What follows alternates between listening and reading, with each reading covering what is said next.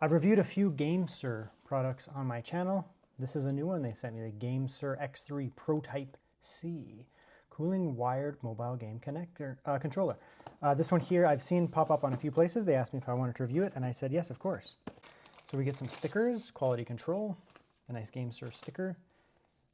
Is that just a little product thing? We do get a wire, and so this is more than just a controller itself. I've done one of their controllers before. I've also done one of their devices like this, where you plug your phone into it. I've done both of them. This one here is more serious because you can see it's actually got cooling on it. Some games can get real spicy, real spicy on a phone or something like that. So I might load up a spicy game. I'm gonna use an iPhone rather than Android. I guess there's not as much versatility on an iPhone for things like emulation and that, but there are still a lot of very demanding games that I could test out. Okay, so we'll just start by first exploring. We do have some different controller options here for the joystick. So we have the kind of convex one where it goes out. We have concave. I don't know what I like. I probably like concave, to be honest. And then they have like little switch type ones. That's that. We have D-pad option there versus D-pad option here. Oh, that feels nice. I don't want to spoil the video. There we go. Concave versus convex. Yeah, I like the concave one, but whatever. We'll play with it later. Okay, so that feels really nice, by the way. That feels quite nice. The actual controller there feels fantastic. We'll just go through some of the specs. You can see here, controller carrying case, thumbstick, 6 thumbsticks, 1, 2, 3, 4, 5, 6. Looks like we do have it. We have that there. We have the 2 different D-pad caps. This is like a normal D-pad. That's just a full roundabout one, et cetera, et cetera. One of the nice things about these, though, is they are employing Hall effect. So Hall effect is significantly less likely to get drift. I don't know if it's immune to it, but it is significantly less likely to get drift. So that's important for something like this. You're going to be spending money on it. You're going to want it to last for a while. It's got a nice translucent iMac from way back in the day. These do come off, so if you want something a little bit slimmer, a little bit of a slimmer style setup like that, depending on your hand size. This feels okay, just a little bit down there. For my hand size, if I was using this for like hours and hours, I would definitely go with the larger one. That feels fantastic though, because it allows all my hands to come out a little bit further out here, which means that the thumbs, because my hands are, I mean, they're average for my size, but large in general, I would say, because I'm over 6 feet tall. So it just means that, you know, if I don't have these on, I'm going to be kind of going like this. If I have these on, I can actually grip here and easily get my thumb onto it or use that part of my thumb, whatever. But for me, typically I game like that. Once the phone's in, it'll be a little wider, but that'll be that. So you do have a couple controls, home button, kind of like an auxiliary button. The texture of it feels nice. Doesn't feel cheap plastic or anything like that. The blue does pop quite a bit. It does give me kind of old Mac vibes, CRT Mac vibes. And this clamshell MacBook looks kind of cool. Buttons feel nice, and they sound nice. Nice face click there. I like that click of that. I like that response. That feels really nice. Shoulder buttons also have a click too. You want to hear that? So it's an actual button, not just like an analog kind of thing. These all feel really nice though. Like that. D-pad, same idea. Okay, so case is off now. Now I have the exposed metal, whatever material, which will sit on this, in theory, relatively flat, which will act as just straight up as a cooling solution on its own.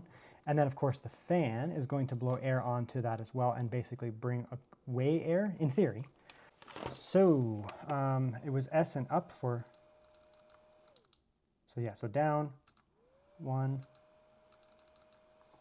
yeah. So you can turn it up or down. So it's obviously blowing air.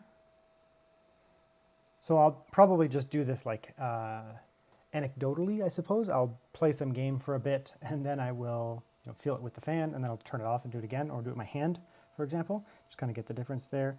S and right is charging. So if you don't want to have pass-through charging for whatever reason. Oh, that's interesting. So it has multiple modes when it's charging and I'm on battery. I guess because it would be draining your battery. Like that, see that there. But if I do pass-through charging, it does decrease the fan a little bit there. I guess it makes sense. Potentially it could be due to either heat, or it's just the total amount of power that the thing can supply, or it could be intentional, the fact that you're not draining your battery, so you shouldn't be getting quite as warm, in theory. Let's come in here and we'll test out a little bit of Resident Evil. We'll start without the fan on. What? But I want to... Oh.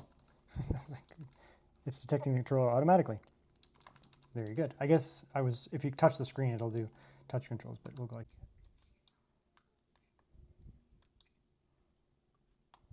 Look at it. It's trying to make me use touch controls. Nah, bro. I'm playing over here. Ooh, it's super immersive. So I actually tried to play this game when it first came out on my iPhone, I don't know, 15 or something. And I wasn't really vibing with it. And part of it was I don't like touch controls. I really, really don't like touch controls. So being able to, play like this. Look at that, look around. Yeah, so I don't know. For a game like this, this is actually essential. Maybe I'll try a retro game. I have no idea if these actually have controller support, but we'll find out, won't we?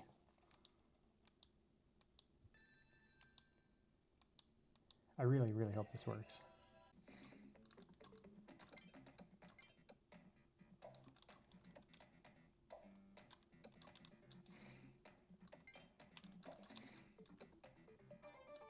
Yeah.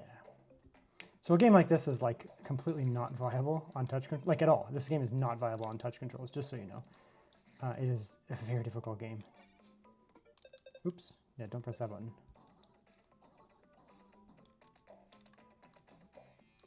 Does this work too? Yeah, it does. I probably wouldn't play with this, but it works. Okay, I don't know. Let's play another one. Whack.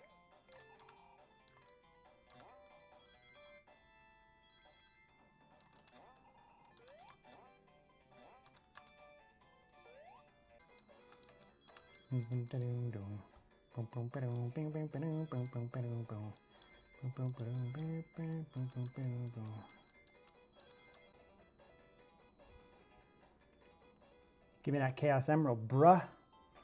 Imagine trying to do this on touch controls. Call of Duty Mobile, which is probably a prime candidate for a controller like this, in all honesty.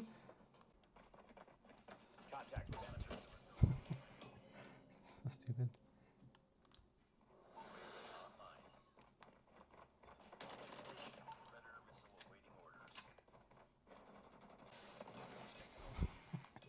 It's so unfair. It's actually so unfair. These guys are probably like newbies and playing on their phones, and I just have like an actual controller right in front of me. It's so unfair. It's fantastic. All right, so the last thing we'll do is we'll just test out, I don't know, like a Resident Evil or something, let the game get hot and just see how it feels.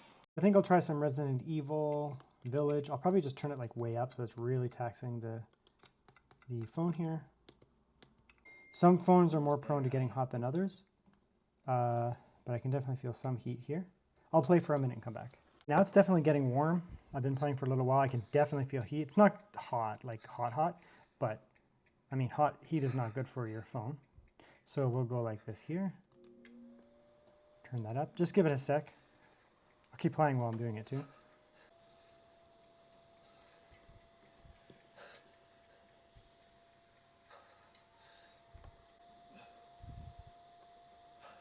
Yeah, so depending on the phone, I guess, if you're using something that's going to run a little hotter, some phones run hotter in general, you're going to probably want to have the fan going. I don't think the iPhone 16 PM, at least in this game, doesn't run super hot as it is. That seems to work though. I'm not sure exactly what it's doing, but it was fairly warm in the center there. Oh yeah, it definitely works. I don't like mobile gaming. Specifically, I don't like mobile gaming because I don't like touch controls at all. This makes it actually enjoyable. So for things like those older games, those Sega Classics games that I was playing, the retro games, that kind of stuff, emulation on Android, this is actually a no-brainer. Like the game becomes actually incredibly enjoyable with something like this. So that's fantastic. Games like Call of Duty Mobile, significantly more enjoyable as well when you're using something like this. You're also gonna be much more competitive. Games like this, Resident Evil Village, I just won't play it unless I have a controller or something like this. It's just not remotely enjoyable. Everything's great. I mean, I didn't play much with this off here, with these off here, but it's still fine. Like it gives you a nice grip there. You get a nice little grip to it. little bit of a smaller device depending on what you're playing, but I really do like these add-ons. The Classic feels premium. This kind of Mac style plastic, like the see-through, is actually nice, very nice. I like it quite a bit. You know, everything, the build quality is nice. The hinges feel nice. Now, most importantly, probably, is the buttons.